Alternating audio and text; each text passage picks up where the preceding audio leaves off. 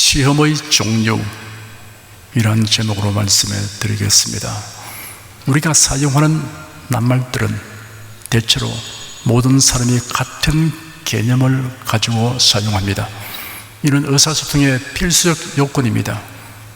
그러나 어떤 특정한 낱말은 일반적인 뜻과 함께 다른 뜻으로도 사용하는 개인이나 집단이 있습니다.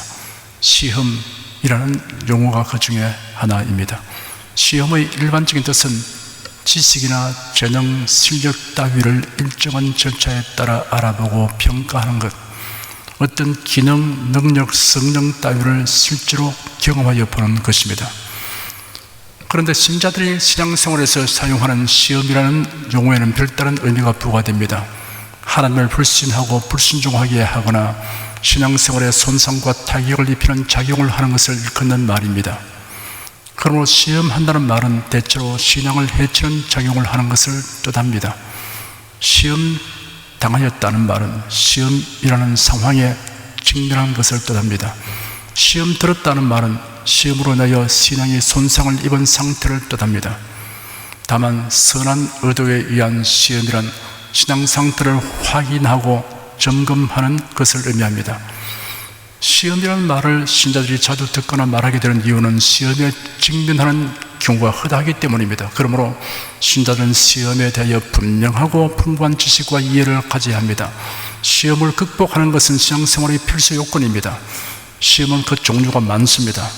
이 시간은 시험의 출처에 관련된 시험의 종류에 대하여 살펴보겠습니다. 첫째, 마귀 곧 사탄으로 말미암는 시험이 있습니다. 사탄은 본성이 악함으로 언제나 악한 의도로 시험합니다. 예수 그리스도를 믿으려고 하는 사람들을 시험하여 뒤로 물러가게 합니다. 또한 신자들을 시험하여 신앙생활이 침체에 빠지게 합니다. 세속에 물들게 합니다. 혹은 이단에 빠지게 합니다. 사탄은 핍박이라는 수단으로 신자들을 시험에 들게 합니다. 불신자들을 충동하며 핍박이 가중되고 지속되도록 합니다. 사탄은 두려움이라는 수단으로 신자들이 시험에 들리게 합니다. 겟세마네 동산에서 예수님이 체포되자 제자들은 두려움을 느끼고 다 도망갔습니다. 사탄은 유혹이라는 수단으로 신자들이 시험에 들리게 합니다. 바울 사도의 동역자 데마는 세상 유혹에 빠져 바울을 버리고 떠나가 버렸습니다. 세상의 명성, 권세, 재물에 의한 유혹에 붙잡히면 뿌리치기가 쉽지 않습니다. 사탄은 의심이라는 수단으로 신자들이 시험에 들게 합니다. 세례 요한은 예수께서 하신 일을 감옥에서 듣고 자기 제자들을 예수님께로 보내 이렇게 질문했습니다. 오실 그분이 당신이십니까? 아니면 우리가 다른 분을 기다려야 합니까? 세례 요한은 헤롯 왕의 행위를 책망한 까닭에 붙잡혀 투옥되었습니다. 그러나 백성들의 존경과 지지를 받는 세례 요한의 영향력을 무시할 수 없었기 때문에 요한의 제자들이 세례 요한을 면회하는 것을 금지할 수 없었습니다. 세례 요한은 갇힌 몸이 되었지만 그의 관심은 예수님에게 있었습니다. 그는 성령의 계시를 받아 예수님이 그리스도 즉 메시아라는 사실을 알았습니다. 그러므로 예수님이 행하시는 일에 대하여 깊은 관심을 가지고 이를 듣고 있었습니다. 그런데 자신의 제자들을 예수님에게 보내어 오실 그분이 당신이십니까? 아니면 우리가 다른 분을 기다려야 합니까? 라는 질문을 한 이유가 무엇입니까? 확신 중에 가끔 스며드는 의심이 있기 때문입니다. 세례 요한은 예수께서 메시아로서 심판 활동을 하실 것임을 믿고 선포하기를 이미 도끼가 나무 뿌리에 놓였으니 좋은 열매 맺지 아니한 나무마다 찍혀 불에 던지우리라. 나는 물론 너에게 세례를 주거니와 나보다 능력이 많으시니가 오시나니 나는 그 신들매를 풀기도 감당치 못하겠노라.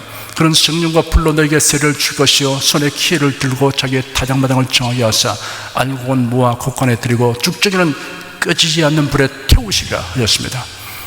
그런데 막상 예수님이 행하실 모든 일들에 관하여 들었을 때 한 가지 의심이 생겼습니다. 예수님이 행하신 일은 은혜뿐이요 심판의 기미는 보이지 않았습니다. 그리하여 심판하신 일을 위하여는 이를 수행할 다른 이가 오실는지 모른다는 생각을 하게 되었던 것입니다.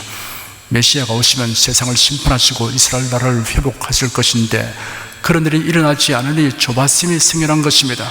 더욱이 감옥에 갇혀있는 그로서는 그런 일이 속히 이루어지기를 학수고대하는 마음을 가졌을 것입니다. 세례 요한은 죄인들에게 은혜와 사랑을 부시기 위하여 초림하시는 예수님과 이 세상을 심판하시기 위하여 재림하시는 예수님 사이의 시간적 간격을 알지 못했던 것입니다. 예수께서 대답하시기를 너희가 가서 듣고 보는 것을 요한에게 고하되 소년이 보며 안전비가 걸으며 문둥이가 깨끗함을 바라며 귀머리가 들으며 죽은 자가 살아나며 가난한 자에게 복음이 전파된다 하라. 누구든지 나를 위하여 실족하지 아니하는 자는 복이 있도다 하셨습니다.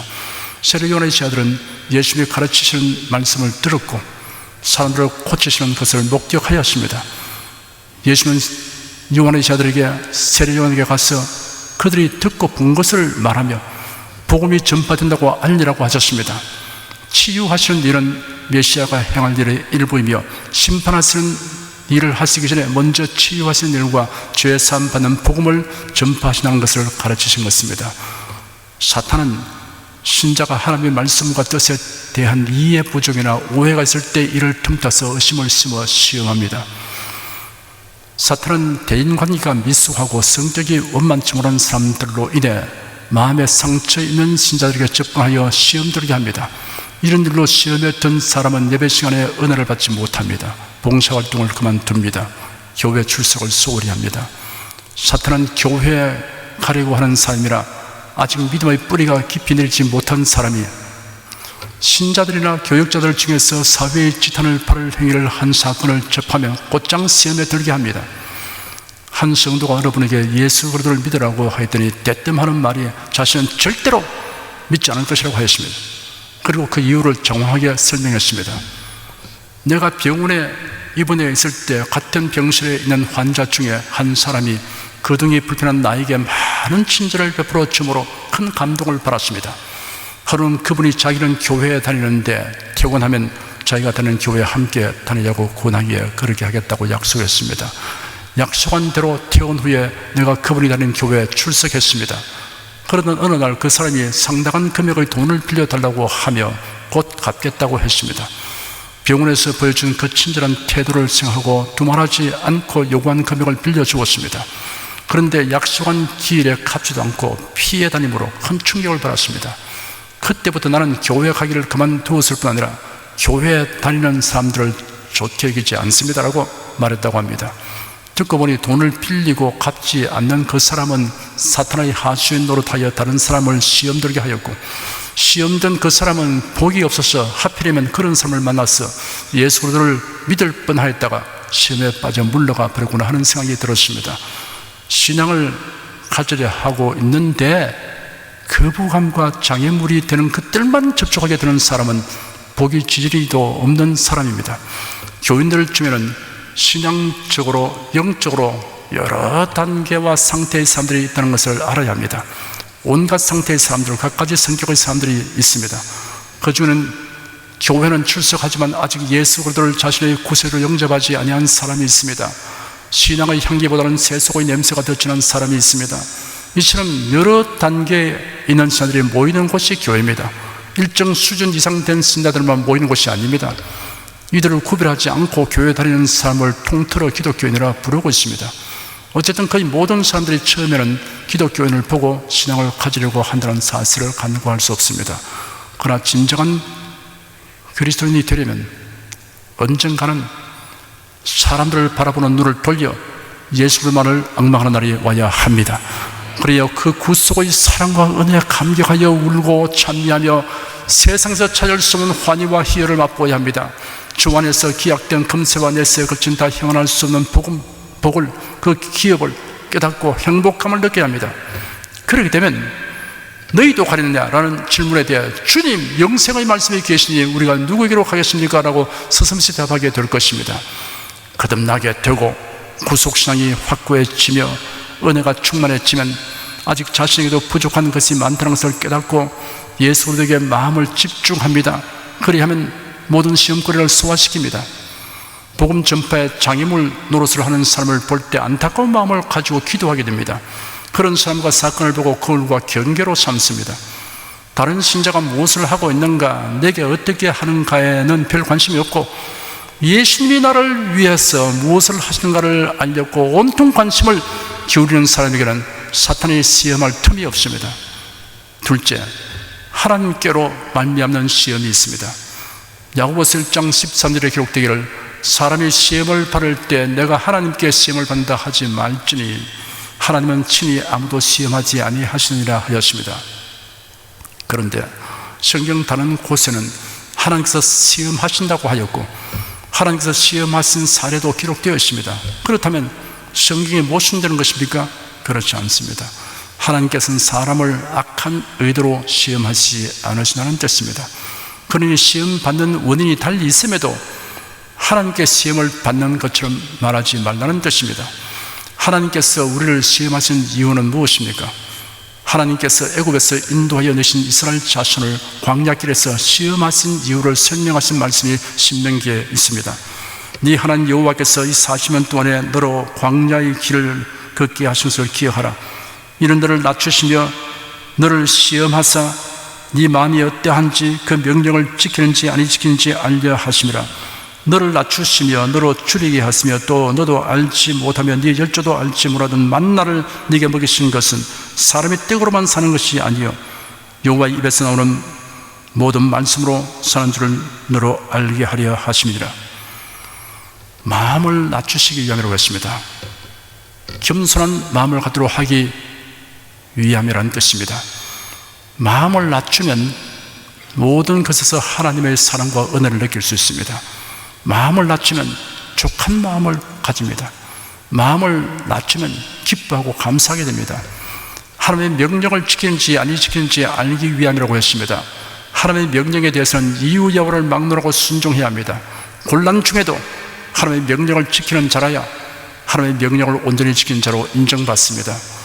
사람이 떡으로만 사는 것이 아니요 여호와의 입에서 나오는 모든 말씀으로 사는 줄을 알게 하기 위함이라 하셨습니다.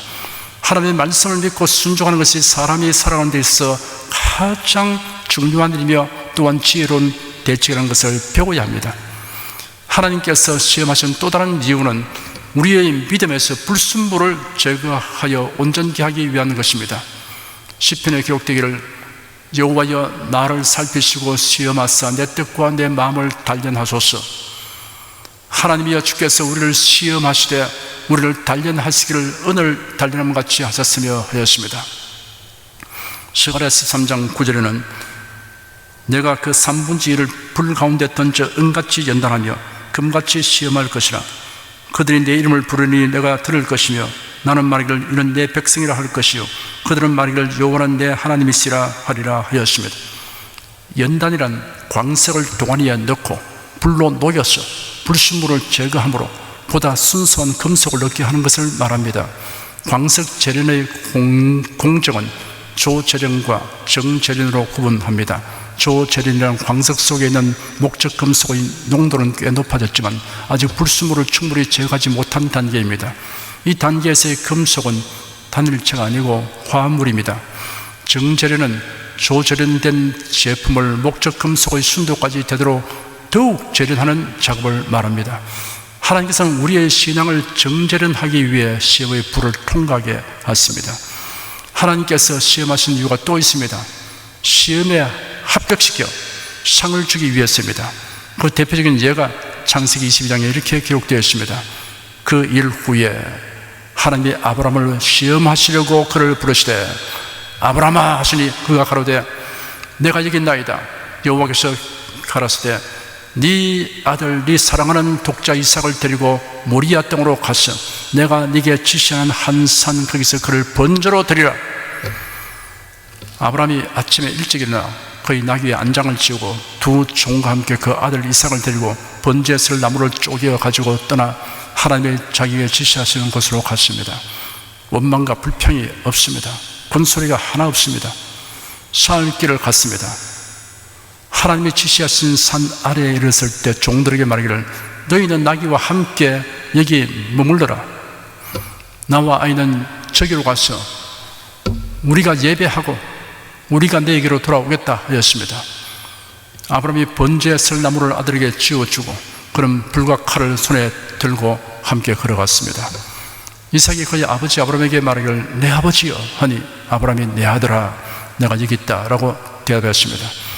이삭이 말하기를 불과 나무는 여기 있는데 번제를 위한 어린 양은 어디 있습니까? 하니 내 아들아 번제를 위한 어린 양은 하나님께서 자신을 위하여 준비하실 것이다 라고 아브라함이 대답했습니다. 마침내 그들은 하나님께서 지시하신 곳에 이르러 아브라함이 그곳에 제단을 쌓고 나무를 벌려놓고 그의 아들 이삭을 묶어서 제단 위에 올려놓았습니다. 아브라함이 손을 내밀어 칼을 잡고 그의 아들을 죽이려 할 때 여호와의 천사가 하늘에서부터 그를 불러 아브라함아 아브라함아 하였습니다. 아브라함이 제가 여기 있습니다 라고 말했습니다. 천사가 말이를 그 아이에게 이 손을 대지 말고 그에게 아무 일도 하지 마라. 네가 네 아들 네 외아들까지도 내게 아끼지 않으니 이제 나는 네가 하나님을 경외하는 것을 알았다 하였습니다. 아브라함이 눈을 들어 살펴보니 뿌리 수풀에 걸린 순양 한 마리가 뒤에 있었습니다. 아브라함이 가서 그 순양을 잡아 그의 아들을 대세여 그것을 번제로 드렸습니다. 여호와의 천사가 하늘에서부터 두 번째 아브라함을 불러 말하기를 여호와의 말씀이다. 내가 내 스스로 맹세한다. 네가 이 일을 행하여 네 아들 곧 네 외아들을 아끼지 않으니 내가 반드시 내게 복을 주어서 네 씨가 하늘의 별과 같고 바닷가의 모래와 같이 매우 번성하게 하겠고 네 씨가 그의 원수들의 문을 차지할 것이며 또 네 씨로 통해서 땅의 모든 민족들이 복을 얻을 것이니 이는 네가 내 말을 순종하였기 때문이다 라고 하였습니다. 하나님이 아브라함을 시험하시려고 그를 부르셨다고 하였는데 그 시험이 선의에 의한 시험이라는 것이 밝히 드러났습니다. 하나님은 아브라함이 시험에 합격할 것을 알았습니다. 아브라함의 순종은 믿음에서 비롯되었습니다. 그 믿음은 하나님의 약속에 근거하는 것입니다. 히브리서 11장에 이렇게 기록되어 있습니다. 아브라함은 시험을 받을 때 믿음으로 이삭을 드렸으니 저는 약속을 받은 자로 되어 그 독생자를 드렸느니라. 저에게 이미 말씀하시기를 네 자손이라 칭할 자는 이삭으로 말미암으리라 하셨으니 저가 하나님이 내게 죽은 자 가운데서 다시 살리실 줄로 생각한지라. 비유컨대 죽은 자 가운데서 도로 파는 것이니라. 네 자손이라 칭할 자는 이삭으로 말미암으리라 라고 하신 하나님의 약속을 이미 받았기 때문에 이삭을 번제로 드려도 전능하신 하나님이 다시 살리실 것으로 아브라함은 확신하였습니다. 아브라함이 종들과 함께 산 아래에 이르렀을 때 종들에게 말하기를 너희는 나귀와 함께 여기 머물러라. 나와 아이는 저기로 가서 우리가 예배하고 우리가 내게로 돌아오겠다 하였습니다. 이삭을 번제로 드리고 나면 혼자 돌아오게 될 것인데도 나와 아이는 저기로 가서 우리가 예배하고 우리가 너에게로 돌아오겠다고 말한 것은 종들에게 거짓말한 것이 아닙니다. 하나님이 이삭을 다시 살려줄 것을 확신했기 때문에 이런 표현을 한 것입니다. 아브라함은 엄청난 시험을 통하여 그가 가진 놀라운 믿음을 하나님께 인정받게 되었습니다. 그리고 큰 복을 받았습니다.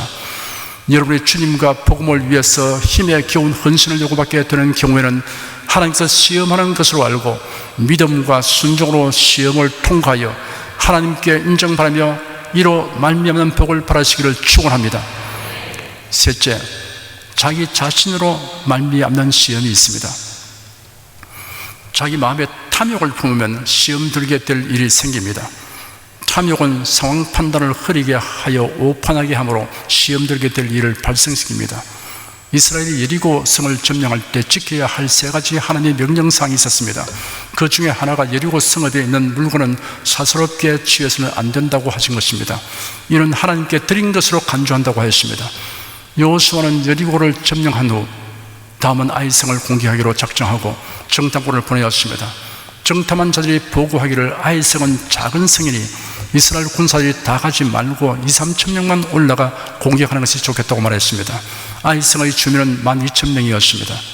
여호수아는 정탐꾼의 말대로 하여 3,000명만 보내었더니 이스라엘이 아이 사람들 앞에서 패배하여 36인이 죽임을 당하였습니다. 참담한 패배로 인하여 온 백성이 낙담하여 마음이 녹아 물같이 되었습니다. 여호수아는 탄식하고 슬퍼하며 하나님께 호소하는 기도를 하였습니다. 하나님께서 여호수아에게 패배 원인을 말씀하셨습니다. 이스라엘이 범죄하기 때문인데 그 범죄란 여리고 성에 있는 물건을 사사롭게 취하지 말라는 하나님의 명령을 어긴 것입니다. 이런 하나님의 것을 도적질한 행위입니다. 여호수아는 하나님의 지시대로 제비뽑기를 통하여 범인을 색출하였습니다. 범인은 유다 지파에 속한 아간이었습니다. 죄를 자복하도록 신문하였더니 시날산의 아름다운 외투 한 벌과 은 200세겔과 50세겔 중의 금덩이 하나를 노략물 중에서 도둑질을 하였다고 자백하였습니다. 여호수아는 아간을 정죄한 후 처형하게 하였습니다. 이스라엘 백성은 여리고를 점령할 때 생명체는 다 죽이고 재물은 하나도 취하지 말라는 명령을 받았습니다. 그런데 사람과 짐승은 다 죽였지만 재물을 취하는 자가 생겨났던 것입니다. 연민의 정은 버릴 수 있었으나 탐심은 버리지 못했습니다. 탐심은 저는 물리치기 어렵습니다. 하와의 범죄는 탐심에서 비롯되었습니다. 여자가 그 나무를 본 적, 먹은 적도 하고 보암직도 하고 지혜롭게 할 만큼 탐스럽기도 한지라 여자가 그 실과를 따먹고 자기와 함께한 남편에게도 주며 그도 먹은지라라고 기록되었습니다. 가룟 유다가 예수를 배반한 것도 탐심에서 비롯되었습니다. 대상들과 흥정하여 은 30을 받고 예수를 재판으로 넘겨주었습니다. 아나니아와 삽비라의 죄도 탐심에서 비롯되었습니다. 초대교회 신자들은 모든 물건을 서로 통용했습니다. 재물을 공유했습니다. 이러한 현상은 마르크스 레닌에 의해서 생겨난 공산주의 사회의 형태와는 근원적으로 다릅니다. 초대교회의 재산 공유는 강제적이거나 제도적인 것이 아니었습니다. 자발적 현상이었습니다. 신앙심에서 발로된 것입니다. 바나바라는 사람이 밭을 팔아서 그 돈을 사도들 앞에 두었습니다. 사람들이 칭송했을 것입니다. 그런 안디옥 교회를 처음 담임하기도 했으며 바울 사도와 함께 선교사로 활동하였습니다. 그런데 참으로 안타깝고 슬픈 사건이 발생했습니다. 아나니아라 하는 사람이 그 안에 삽비로 더불어 소유를 팔아 그 값에서 얼마를 감추고 얼마를 가져다가 땅판 값을 모두 드린다고 하며 사도들 앞에 두었습니다. 사도 베드로가 말하기를 아나니아야 어째야 사탄이 네 마음에 가져가여 네가 성령을 속이고 땅값 얼마를 감추느냐. 땅이 그대로 있을 때는 네 땅이 아니며 판 후에도 네 임의로 할 수가 없더냐. 어째여 이 일을 네 마음에 두느냐. 사람에게 거짓말하는 것이 아니요 하나님께로다 하였습니다. 아나니아가 이 말을 듣고 엎드러져 혼이 떠나니 이 일을 듣는 사람이 다 크게 두려워하였습니다. 젊은 사람들이 일어나 시신을 싸서 메고 나가 장사하였습니다. 3시간쯤 지나 그 아내가 그 생긴 일을 알지 못하고 들어왔습니다. 베드로가 말하기를 그 땅판 값이 이것뿐이냐 내게 말을 하니 예 이뿐입니다 했습니다. 베드로가 말하기를 너희가 어찌 함께 꾀하여 주의 영을 시험하려 하느냐. 보라 네 남편을 장사하고 오는 사람들이 발이 문 앞에 이르렀으니 또 너를 메어 나가리라 하니 곧 베드로의 발 앞에 엎드려져 혼이 떠났습니다. 젊은 사람들이 들어와 죽은 것을 보고 메어다가 그 남편 곁에 장사하니 온 교회와 이 일을 듣는 사람들이 다 크게 두려워하였습니다. 예루살렘 교회는 신약 교회의 시작일 뿐 아니라 앞으로 세워지는 모든 교회의 모태가 되는 교회였습니다. 그러므로 이 사건은 일별백계의 의미를 지니고 있습니다. 땅판 대금의 일부를 하나님께 드린다고 했으면 칭찬받고 축복받을 일이었는데 땅판 대금 전부라고 속였습니다. 아나니아와 삽비라는 명예와 재물에 대한 탐심으로 인해 하나님을 속이는 결과를 초래하게 된 것입니다. 성경은 삶과 탐심을 물리치라고 하였고 탐심은 우상 숭배니라 하였습니다. 하나님을 섬기는 일에 시간과 재능과 물질을 들여도 늘 부족하여 더 많이 헌신할 수 있기를 기도하는 사람의 마음에는 탐욕이 들어올 여지가 없습니다. 탐욕은 원망불평의 온상입니다. 이스라엘 백성들은 광야에서 하나님이 주시는 양식인 만나를 먹으면서도 원망불평했습니다. 그들과 함께 애굽에서 나온 허다한 자족들이 탐욕을 품고 원망불평하는 것이 온 이스라엘 자손들에게 전염되었기 때문입니다. 광야에서 먹을 것을 전혀 얻을 수 없는데 하나님께서 이스라엘 백성들의 부르짖음을 들으시고 매일 아침마다 진 3일의 만나를 수북하게 내려주었습니다. 그것을 거두어 먹으니 참으로 맛있었고 행복했습니다. 그런데 애굽에서 나올 때 따라 나왔던 잡족들이 탐욕을 품었습니다. 매일 보이는 것은 만나밖에 없다고 투덜대었습니다. 그러자 이스라엘 자손들도 불평하기 시작하였습니다. 애굽에서는 고기도 먹고 부추도 파도 마늘도 수박도 먹었는데 이제는 만나밖에 보이는 것이 없다고 불평하였습니다. 원망과 불평은 전염력이 아주 강해서 계속 들으면 동화되어 버립니다. 탐욕을 품고 원망 불평을 전염시키는 자들을 멀리하든지 터무니없는 불평이라는 것을 말해 주어 변화시키든지 둘 중 하나를 실행해야 합니다. 교만한 마음을 가지면 쉽게 시험 듭니다. 교만하면 자기 자신을 과대평가합니다. 자신은 마땅히 이러저러한 대우를 받아야 한다고 생각해 버립니다. 그래서 자기가 정한 만큼 예우해 주지 않으면 시험 들게 됩니다. 마음이 겸손하면 항상 과분하다는 생각을 하기 때문에 좀처럼 시험 들지 않습니다.